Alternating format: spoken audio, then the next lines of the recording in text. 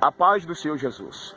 Atos dos Apóstolos, capítulo 7, o versículo 48, está escrito: mas o Altíssimo não habita em templos feitos por mão de homens.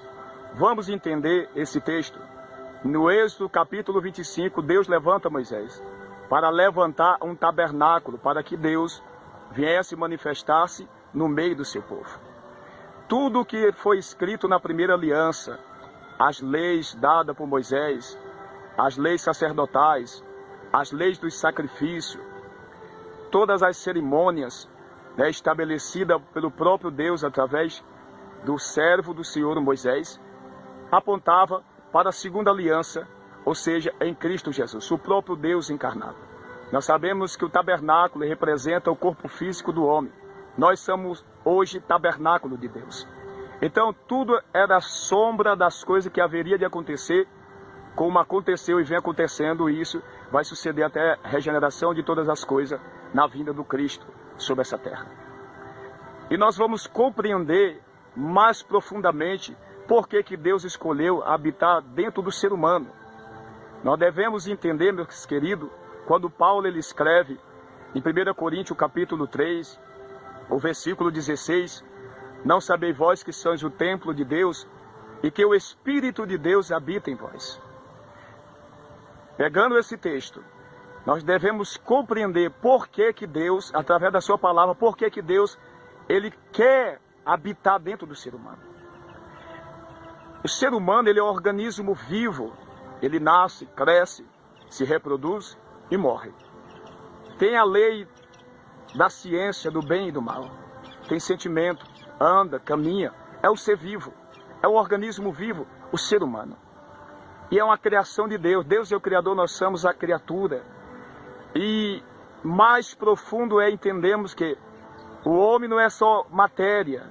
Nós não só somos este corpo físico. Você não é só físico, você não é matéria, mas você é espírito, alma e corpo. 1 Tessalonicenses, capítulo 5, versículo 23. E o mesmo Deus de paz vos santifique em tudo, em todo o vosso espírito, alma e corpo, sejam plenamente conservados irrepreensível para a vinda de nosso Senhor e Salvador Jesus Cristo. Então, entendemos que o homem não é só matéria. Ele precisa de ter um relacionamento com o seu Criador, uma vez que ele não é só matéria, mas ele é espírito. Nós temos uma alma, nós temos um espírito. Então, Deus, ele é espírito, e ele se relaciona com o espírito do homem. Ele santifica o nosso espírito. Ele se relaciona com o nosso espírito, através do nosso espírito, com a nossa alma, e se manifesta os sentimentos, os desejos e as vontades no corpo físico, no campo físico que é este mundo. Então há uma necessidade de Deus se manifestar e se relacionar com a sua criatura, por intermédio do seu Espírito Santo. É por isso que Deus escolheu que nós venhamos ser a habitação dele, em vez de um templo de pedra, como nós vemos nos nossos dias. Isso nos ensina a princípio que nós não precisamos de um templo de pedra para ter uma vida com Deus. Porque nós somos portadores de Deus por intermédio do seu Espírito em Cristo Jesus. Você não precisa só orar num templo de pedra. Você não precisa buscar a Deus e orar a Deus só numa casa de oração onde é o templo de pedra. Não. Você tem que entender que você é portador do Espírito de Deus. E que muito mais profundo é você entender que você precisa de um relacionamento com Deus. É só por intermédio desse relacionamento, entendendo que nós somos templo, tabernáculo de Deus, do seu Espírito, nós manifestamos na terra a imagem e semelhança do nosso Criador, por intermédio do seu Espírito que habita em nós. Nós precisamos ter essa relação. Porque nós não somos só físicos, nós somos espirituais também.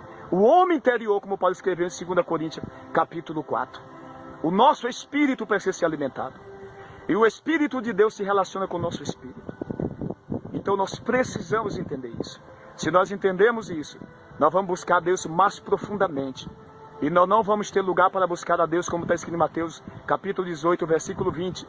Aonde estiver 2 ou 3 reunidos, meu nome estou eu no meio deles. É disso que Jesus está falando. Ele está dizendo, vocês são a minha habitação. Não é em Jerusalém que nós devemos adorar. Não é no Monte de Samaria que nós devemos adorar. Os verdadeiros adoradores adorarão o Pai em espírito e em verdade. Por que adorar o Pai em espírito?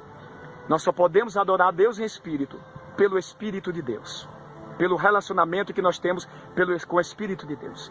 E em verdade, vivendo a palavra de Deus, que é a verdade que nos santifica. Conhecereis a verdade e a verdade vos libertará. Que verdade é essa? João 17, parte B do verso. A tua palavra é verdade. Em espírito, adorar a Deus pelo Espírito. Em verdade, sobre a palavra que é a verdade, que nos liberta e que nos santifica.